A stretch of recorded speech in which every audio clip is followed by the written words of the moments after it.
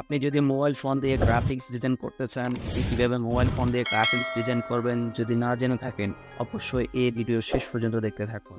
ইনশাআল্লাহ আপনি এই ভিডিও দেখার পরে অনেক কিছু জানতে পারবেন এবং শিখতে পারবেন। এভরিওয়ান, আসসালামু আলাইকুম। আশা করছি সকলে অনেক অনেক ভালো আছেন। সো আজকে কথা বলবো কীভাবে মোবাইল ফোন দিয়ে গ্রাফিক্স ডিজাইন করা যায়। গ্রাফিক্স ডিজাইন করার জন্য কী কী জিনিস আপনার প্রয়োজন হবে সেই বিষয়ে আজকে বিস্তারিত আলোচনা করব। তো গ্রাফিক্স ডিজাইন করার জন্য আপনার কমপক্ষে 5টি বিষয় জানতে হবে, যেগুলো হলো application, artboard size, high resolution image, vector PNG এবং প্রপ। 5টি বিষয় যদি আপনি জেনে থাকেন, অবশ্যই আপনি প্রফেশনালভাবে গ্রাফিক্স ডিজাইন করতে পারবেন।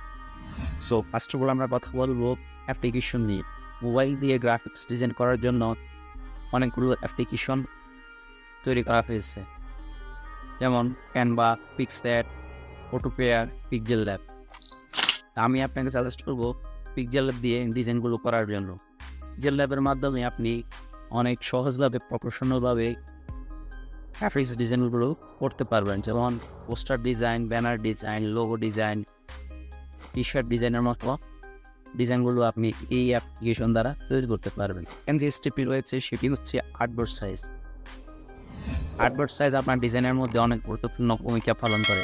আর্টবোর্ড সাইজ যদি আপনি ব্যবহার না করেন, আপনার ডিজাইনটি কমপ্লিট হবে না, কারণ বিভিন্ন ডিজাইনের বিভিন্ন সাইজ রয়েছে, যেমন পোস্টার ডিজাইনের একটি সাইজ, ব্যানার ডিজাইনের একটি সাইজ, টি শার্ট ডিজাইনের একটি সাইজ, বিভিন্ন ডিজাইনের বিভিন্ন সাইজ রয়েছে।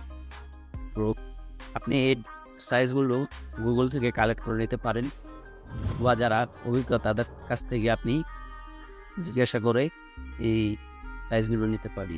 থার্ড যে স্টেপ রয়েছে সেটি হচ্ছে image, high resolution image. Graphics design করার জন্য আপনাকে হাই রেজলিউশন ইমেজ অনেক গুরুত্বপূর্ণ ভূমিকা পালন করবে, কারণ আপনার যে ইমেজ ব্যবহার করবেন সেটি যদি হাই কোয়ালিটি না হয়, তাহলে আপনার ডিজাইনটা প্রফেশনাল দেখা যাবে না। তার কমপক্ষে MP4 সাইজের 4 রেজলিউশনের ইমেজগুলো ডাউনলোড করতে হবে। কীভাবে এই ধরনের ইমেজ ডাউনলোড করবেন সেটি আমার ডিসক্রিপশন বক্সে একটি ভিডিও দেওয়া থাকবে, এখান থেকে আপনি দেখে নিতে পারেন। নাম্বার যে অপশনটি রয়েছে সেটি হচ্ছে ভেক্টর পিএনজি।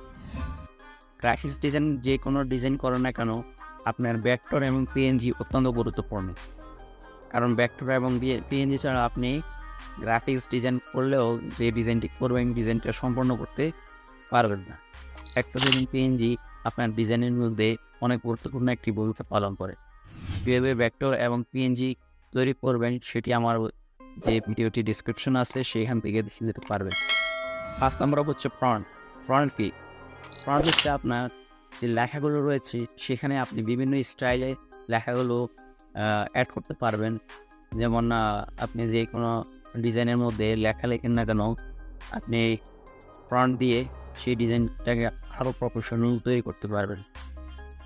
আপনার ডিজাইনের যে টেক্সটটি রয়েছে সেটি যদি আপনার দেখতে অনেক হাই কোয়ালিটির হয়, ফন্টগুলো যদি অনেক হাই কোয়ালিটির দেখা যায়, তাহলে আপনার ডিজাইনটা দেখতেও অনেক প্রফেশনাল মনে হবে। তো একটি জিনিস আপনার ডিজাইনের অনেক গুরুত্বপূর্ণ ভূমিকা পালন করবে।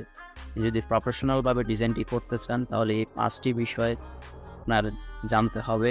এই 5টি বিষয় আপনাকে বিস্তারিত রিসার্চ করতে হবে, তাহলে আপনি এই মোবাইল ফোন দিয়ে গ্রাফিক্স ডিজাইনগুলো করতে পারবেন।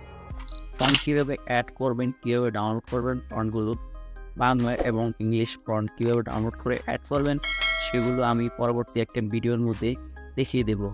তো আজকে এই পর্যন্ত, সবাই ভালো থাকবেন, সুস্থ থাকবেন।